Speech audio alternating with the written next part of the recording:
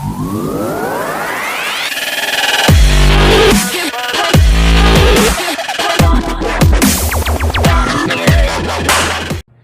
what's going on, guys? It's Team Arsenal back with another video. As you can see, we're back on the mat today, and we finally have the updated Punk Adventure deck profile for you guys.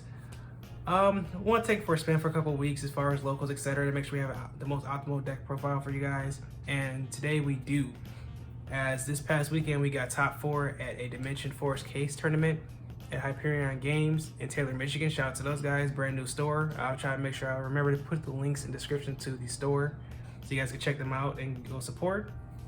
But we ended up playing like 5 rounds. It was like between 20-30 players. It wasn't that many people, but it was still pretty fun. A lot of guys from Eternal came and checked it out as well. So as far as our record, we went X1. We went 4-1, losing in the final round to P.U.N.K at the top table, unfortunately. Calamity is a card. So as far as our other matchups, round 1 we went against Brave Dragon Link. We ended up winning that one 2-0. Second round was pretty interesting. We went against P.U.N.K Brave Eldritch. I kid you not, until we went to game 2, I had no idea this was P.U.N.K with Brave in it. Because game 1, he literally just set up an Eldritch board. We ended up breaking it and going for game. Then game 2, he went first and set up a similar board to mine. And I'm like, where's the Eldritch? Like, oh, we sought that out. Like, oh, that's pretty cool. But we ended up winning that one 2-1. And then round 3 rather, we played against Sky Strikers. Honestly, I kind of feel bad about this one because this is one reason why I don't play Sky Strikers right now. It's the simple fact of it's kind of like built to go second, and if you don't have the most optimal hand or they find a way to break your board easily, after you try to break theirs, it kind of just auto lose. Which was the case for game 1. He ended up having like Mystic Mine and everything, but we ended up having Draco back and everything because we keep the Draco back just in case of Mystic Mine and stuff like that. We just basically went for game. Game 2, there was some more back and forth in that one, but it was more so just like, yeah, we're trying to prevent each other from playing the game. He opened the game with like 3 draws, but he never saw a raise. So by the time we actually got the combo pieces to actually play the game and full combo against him, that was basically a game from there because he had no way to get back into the game. In round 4, we played against Brave Eldritch. We ended up winning that one 2-0. Evelyn's a card, and tokens on board plus Evely just don't mix. Let's put it that way. And in the finals, we played against P.U.N.K Therion. This one actually was pretty fun. It was probably my favorite matchup, either way I hate P.U.N.K Therion. Game 1, he ended up winning the dice roll going first. I thought I was gonna set up a scythe lock like we usually do. I'm like, okay, that's fine. I can play around that. We can just hold out for a turn and set up as much as we can without going to the extra deck. We'll make what we can out of it with rights, etc. Nope, it goes into calamities and we lose. So game 2, we go first, set up our board, and he loses. Game 3, we go back to him starting off, and all we opened was Effect Veiler. We tried to stop the P.U.N.K Fibrax, but we remember he never normal summoned because he ended up having E-Tilly and everything. So we ended up getting punished for that. He was able to actually make up his calamities board anyway with the bare minimum. And we were just hoping that we'd top deck, you know, like Droplet or Gamma or something like that for turn, but we did not, so we ended up losing that one. So, like I said, overall we went 4-1, undefeated to the final round. It was, like I said, a pretty fun tournament. I luckily avoided playing Despy and stuff because there was Despy and everything there, but what can you do? So, I'm going to stop talking and go ahead and get right into it for you guys. Starting off with the main deck, we're going to go by engines. Start with the P.U.N.K engine. We have double Foxy Tune, double Ziaman, 1 Deer Note, and triple E-Telly. I originally was playing 3 Foxy Tune, 3 Ziaman, 1 Deer Note, 1 Ogre Dance. But I realized that I didn't want to see too much of the P.U.N.K engine. Because my theory at first was just to play 2 of this, 3 of this, and 1 of this.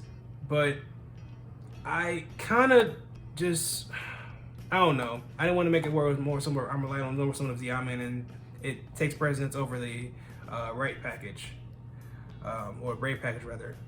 And I realized the Ogre Dance is like cool to like either get you a light or a dark in the graveyard for the Chaos Ruler.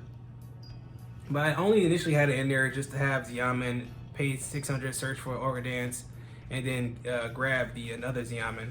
But if you special summon another Xiamen, you normal summon a Xiamen already, and you go Ogre Dance to search for another Xiamen, you can't do nothing with that Xiamen, so it's kind of useless. It still relies on the E-Tails just to even do that play. So I just figured I would just take out the Xiamen, the Fox Tune, and the Ogre Dance and just go with this, which it was fine. Like the Ogre Dance play came up like once, and that was in the finals, but I ended up winning that game anyway. So for now, this is fine, but I might actually bump this back up to 3 because having this still as an extender is pretty cool. So yeah. Now moving on to the adventure pack. This one's kind of heavier than most decks.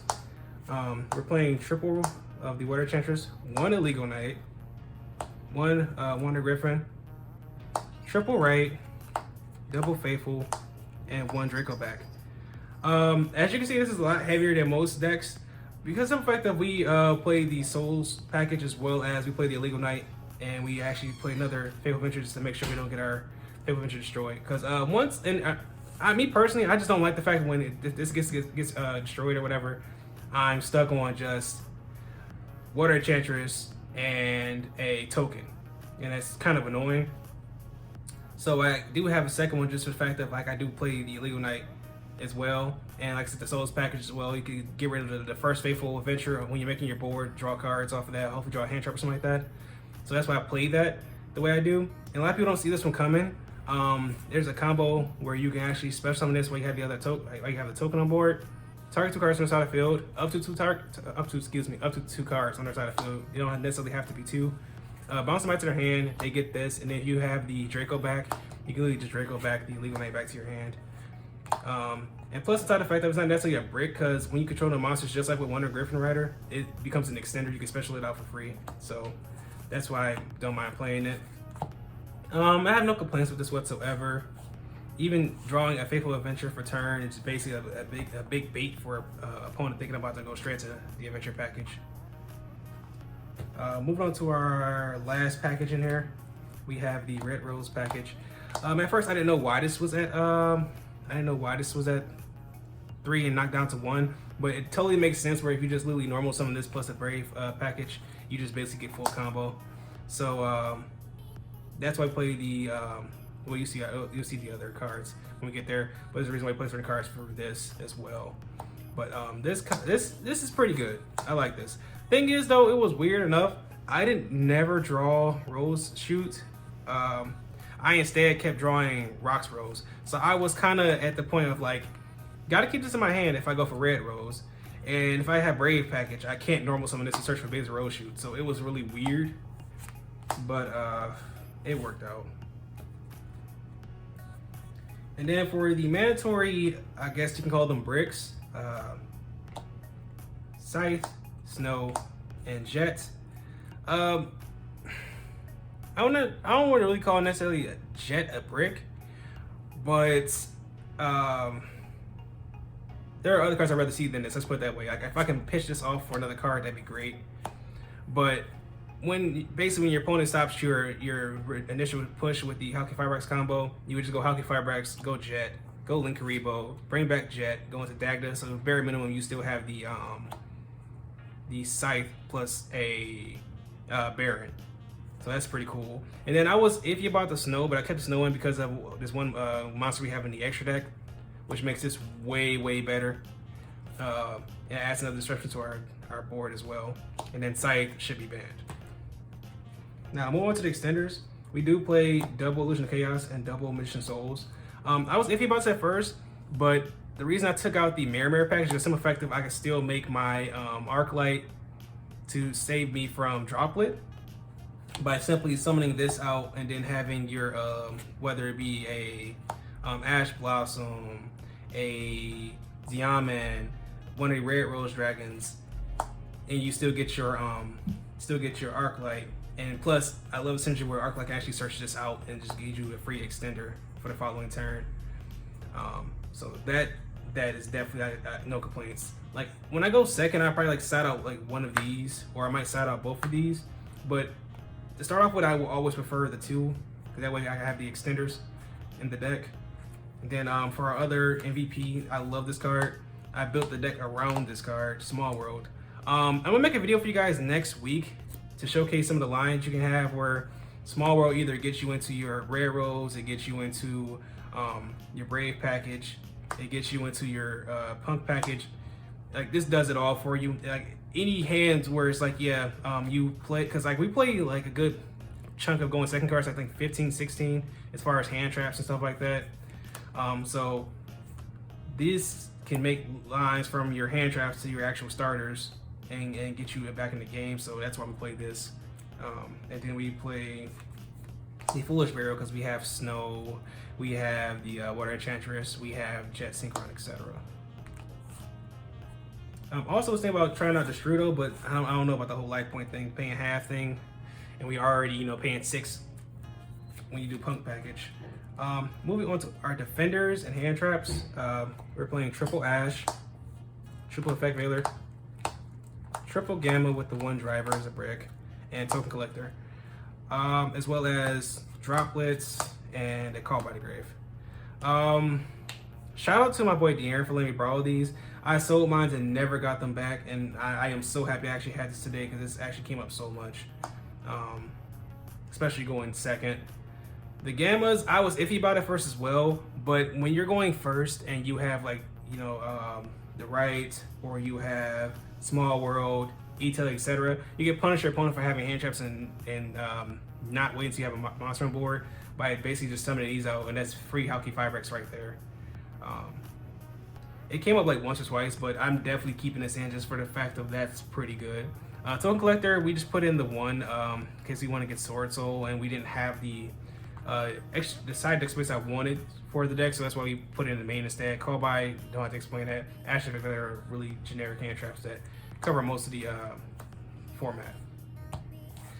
Thing is, though, I'm still iffy about Drolls. I actually wanted to put Drolls in here, or at least are in the side deck, because it did come up, but I didn't have the space, so I'm still figuring that one out. It's 48 in the main, since we took out the third Foxy Tune and the third Yaman after took out the Ogre Dance, so yeah, it's at 48 right now. I just want to see more of my going second cards when I do go second. Now we'll go into the extra deck. Start with the links. Link Rebo, Dagda, Halki Firebrax, Dark, Unicorn, Celine, Access Code, and App. Link Rebo, it's for the Jet Synchron as well as the Souls. But thing is, like, I might try the Anima like everybody else is doing right now, because basically just makes it even better going second, where if you just slap down Souls or slap down the Jet Synchron, go Anima, take their monster, and then if you have Jet Synchron, send the Jet Synchron back out and go in Halki Firebrax and stuff. So it's pretty cool. Shouldn't have to explain Dagda or Halki Firebrax. This is going to get banned. It's giving me Electromite vibes of when we had it at 3, then we got 1, and then after 1 we had none. So yeah. Dark, it's I like it for some fact of when you're playing against decks that are like, you know, heavy dark attribute is basically a free way into Celine or Unicorn, and get just an access code or Appaloosa, going first or second. But I don't know. It basically depends on how the format's looking and what everybody else is playing as far as their attributes. But for now, this is the best one to me, so that's why I'm playing it. For the access code and the Appaloosa, as well as the Celine and the Unicorn.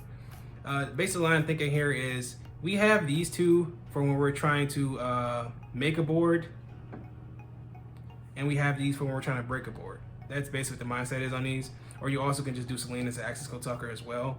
So if we're going first, we're trying to set up some kind of negations to separate stuff from nib or anything like that. We go for app, and then if we're trying to go second or trying to break boards like that, we go Celine into access code, or we can go Unicorn into access code. So that's why I'm trying to have like that kind of synergy there, whereas like we have plans for going first or going second. So that's why we play those.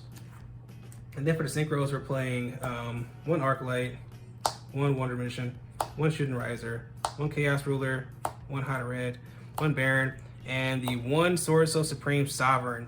This is the reason why we kept the Snow in, because basically if we set the board, we already have the Baron, and we go Halki Firebrax, Chain Dagda, and we summon out the Teacher Wonder Edition and pop the Scythe, and you try to actually, you know, prevent your opponent from like infinite permanenting you or anything like that, and you want to chain the Wonder Edition to go and synchro away the Scythe to protect itself from it.